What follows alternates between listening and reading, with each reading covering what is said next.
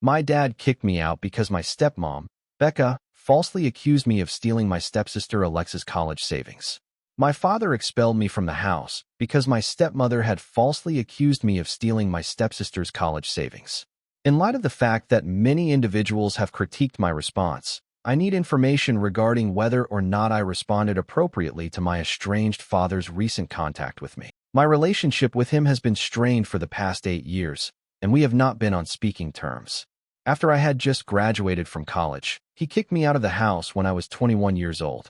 A few months passed during which I was living with my family until I started working and eventually saved up enough money to move out on my own. At the age of 7, my parents went through a divorce, and when I became 17, my father began a relationship with my stepmother, Becca. Additionally, Becca had been married in the past. However, sadly, her spouse had passed away 6 years before she began dating my father. Additionally, she had a daughter from a prior relationship named Alexa, who was my stepsister and 4 years younger than I was. I had a pretty strange feeling about Becca and Alexa when I first saw them. It seemed as though they were not pleased to have the opportunity to meet me. I didn't give it much attention because I believed it was possible that they were just shy.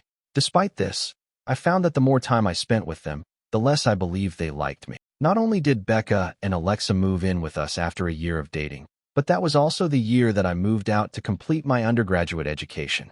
When I was at home, I didn't spend a lot of time with them. Only when I returned home for the holidays would I have the opportunity to spend time with my family. Whenever I returned, they would behave in a really peculiar manner when they were near me. Despite the fact that they were married when I was in my second year of college, they did not appear to have any feelings for me on any level. It was as if they did not appreciate my presence, and they appeared to be happier when it was just them and my father. I'm not sure how to put it into words exactly, but it would appear that they did not like my presence. Because I didn't want to be living in a household where I was constantly made to feel unwelcome, I decided to have a conversation with my father about this matter after I had graduated and moved back in, with the idea of staying at home in order to save some money before moving out permanently. However, when I brought it up with him, he told me that I was simply making it up and that Becca and Alexa loved me far more than I thought they did. I made the decision to put my faith in what he was going to say and move back in. Nevertheless, within a couple of weeks, he was shown to be incorrect. There is no doubt that they did not love me. In fact, they detested the presence of someone like me in their lives. Becca never showed any sign of warmth toward me and just occasionally acknowledged my existence. It appeared as though Alexa had a grudge against me, as she was persistently attempting to irritate me and pick arguments with me for no apparent reason. It was something that I brought up with my father on a few occasions, but due to the fact that their conduct around him was totally different, he believed that I was exaggerating the problem and that they were most likely simply growing used to having me around. This continued for a couple of months, and despite my best efforts to steer clear of them, they continued to make my life more challenging than it already was. I even stopped whining to my father about it at some point since I realized there was no purpose in continuing to do so. The only thing I wanted was to put away enough money so that I could finally move out. Becca and Alexa framed me for stealing Alexa's college savings, which resulted in my being tossed out of my home rather rudely. Becca and Alexa were driving me crazy, and I really wanted to move out as soon as possible. One day around midday, I left the house to go house searching with a number of my friends. I was looking for a new place to live because those two were driving me crazy. After I returned home in the evening, I saw that my father had already arrived. As soon as I walked into the house, he gave me the expression of being highly dissatisfied and instructed me to gather my belongings and go. The fact that I was unaware of what was taking place caused me to be taken aback. I asked him what was going on, and he responded by saying that he had never anticipated that I would turn out to be such a hopeless and desperate lowlife. He never imagined that I would go to such lengths for the sole purpose of obtaining financial gain. Despite the fact that I had no idea what he was talking about, tears began to well up in my eyes since the things that he was saying were so judgmental. Instead of making an effort to communicate with me, he informed me that he was unable to spare any time for my performance and required me to depart without delay. Following that, Becca entered the room and immediately began yelling at me for destroying Alexa's hopes and dreams. It was her assertion that I had done all of this because I was unable to bear the realization that my father had finally moved on with his life. During the time that she was yelling at me about what I was supposed to have done, I was able to piece together the scenario. On the surface, It seemed as though they were accusing me of stealing money from them. Specifically, they claimed she had provided me access to an account for unexpected expenses, but that I had instead utilized it to make expensive purchases. Becca stated that I had approached her a few weeks earlier, stating that I was running out of money, and as a result, she had added me to the account where she had stored money for Alexa due to financial constraints. Nevertheless, I had almost completely depleted the account such that there was no money left over for Alexa's college expenses. The money that she had set aside for her daughter was supposedly used to purchase a number of new bags, shoes, and garments from high-end brands. It appeared that I had lied about the reason I required the money and utilized it to purchase these items. Due to the fact that none of this had actually taken place, I was completely shocked. She was lying through her teeth. Despite the fact that I requested that she provide me with evidence to back up all of this, my father informed me that there was no need to do so because they had already searched through my room a couple of hours ago and discovered all they required to validate her account. He claimed that he had discovered all of the stuff that had been purchased with that card hidden away under my bed in a covert manner. When I told my father that Becca had never even added me to the card, he informed me that she had removed me after receiving a phone call from the bank that morning. This was because I would have known if she had added me to the card. Although it had taken a few hours to complete, it was over now. In response to my request that he call the bank authorities to verify this information, he informed me that he did not require any other evidence to know that his daughter was a thief and a repulsive individual. In spite of the fact that I exerted a great deal of effort to persuade him that Becca was lying, he did not trust me. At some point, I was forced to depart. Following that day, I did not communicate with my father in any way. He had demonstrated to me the things that were most important to him, and after the manner in which I had been insulted, I had no desire to communicate with him ever again. After being kicked out, I stayed with a buddy for a few days before moving into my first apartment. There were a few months in which I had a difficult time making ends meet, but after that, I was able to make it on my own. At this point in my life, I am living a really wonderful life, and I even have plans to purchase my own home within the next few months. Over the course of 8 years, I have not had any kind of communication with my father, and I have avoided every family gathering that involves his side of the family like the plague because I have never wanted to really meet him. We have not maintained communication with one another. My mother had severed her relationship with my father at the same time that I did. This was due to the manner in which he had treated me. However, at this moment, she appears to be taking his side, which is the reason why I am perplexed. It was a few days ago when my father made his appearance at my residence. Because I was quite interested in hearing what he had to say, I decided to open the door and talk to him. He informed me the address was reportedly obtained by him from my mother. It was only lately that he discovered that my stepmother had fabricated the entire situation, and he stated that he was there to apologize to me for all that had happened previously. Alexa's education fund was something that Becca had hoped someone else would pay for. She had been taking advantage of him for his money for a number of years, and he was completely unaware of it because he believed that he was only providing for his family. He wanted me to forgive him and give him a chance after he had just learned something from his in-laws.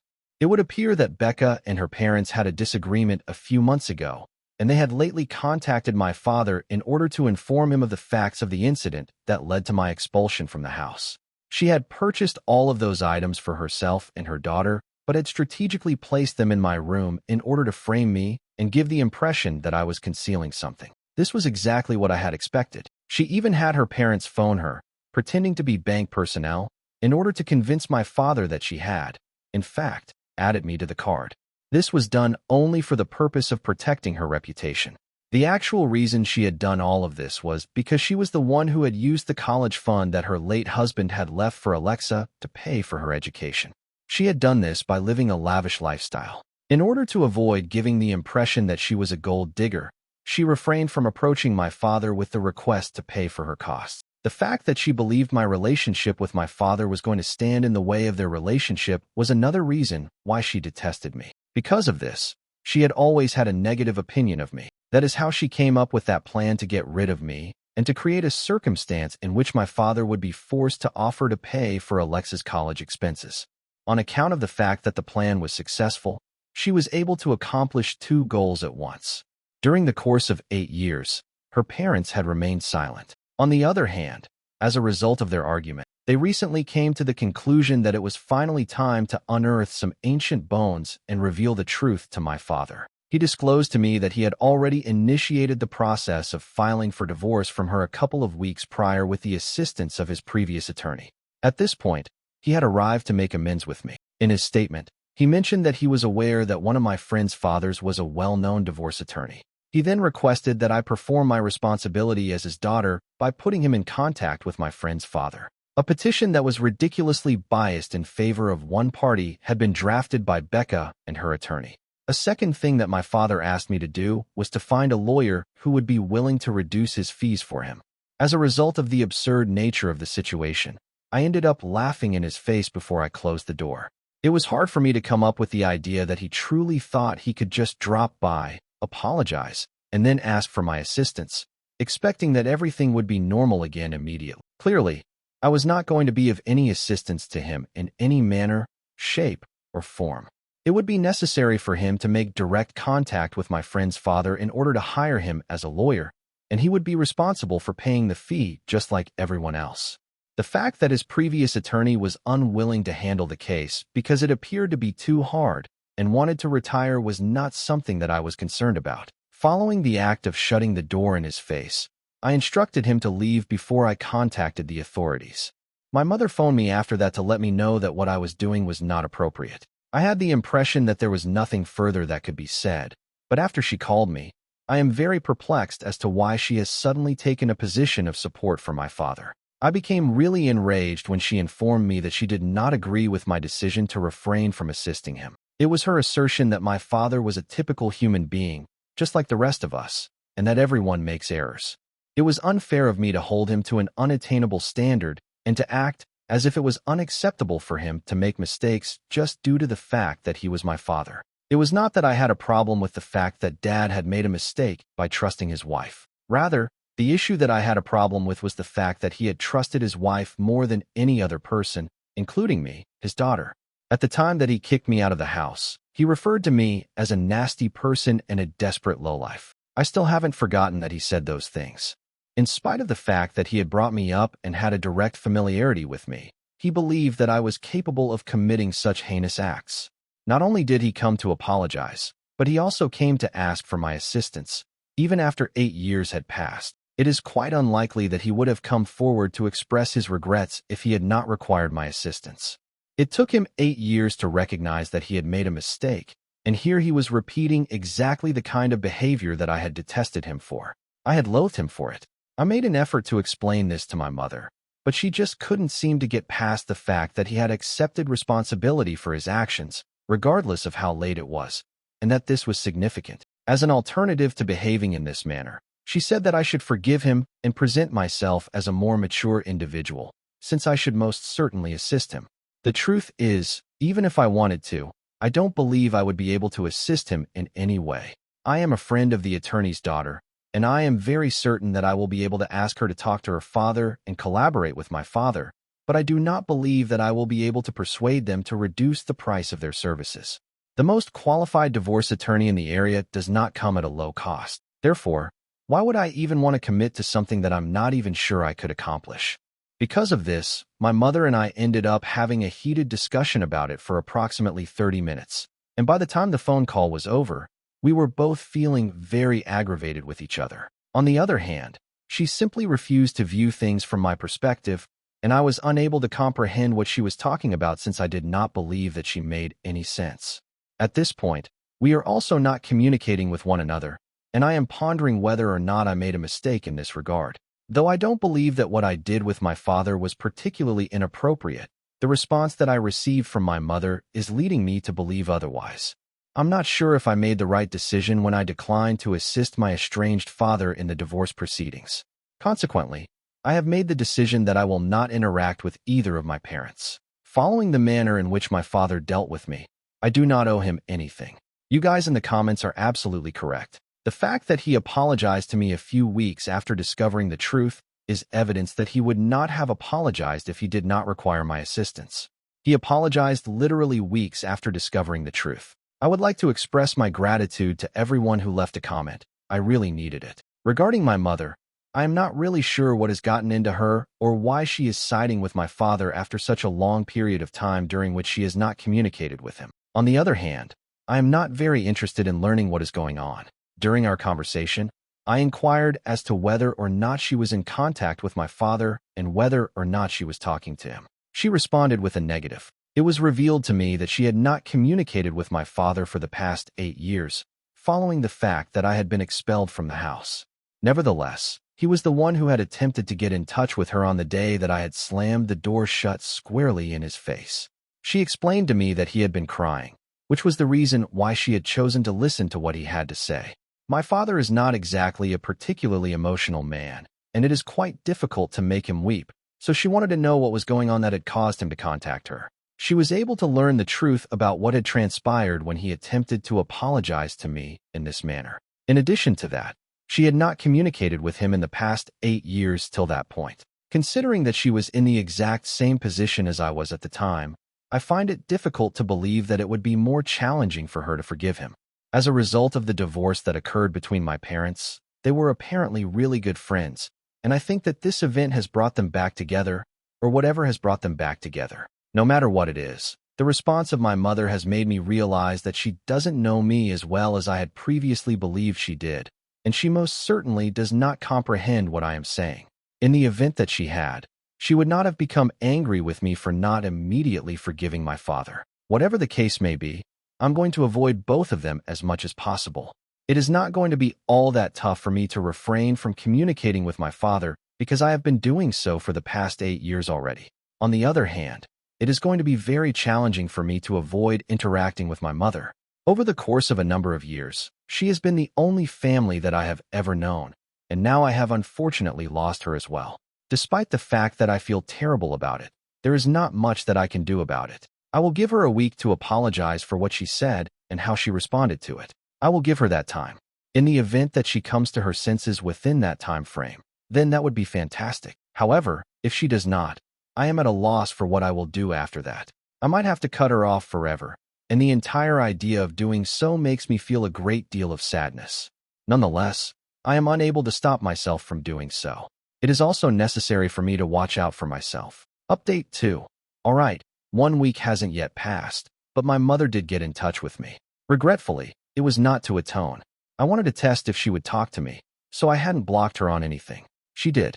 She believed it would be better to personally clear the air. Hence, she texted me yesterday asking whether she could visit me and have a personal conversation with me. Since I wanted to straighten things out with her as well, and I honestly felt she would apologize, I agreed to let her visit. I therefore treated her quite kindly and everything when she came around. She began by saying she had been considering our last chat, and perhaps she hadn't tried to understand me that well, so she was here to give that conversation another go. She asked me to say the same things, which seemed a little strange, but I did it, hoping it would help her understand where I was coming from, and maybe she would find it simpler to apologize to me so we could call this once and for good.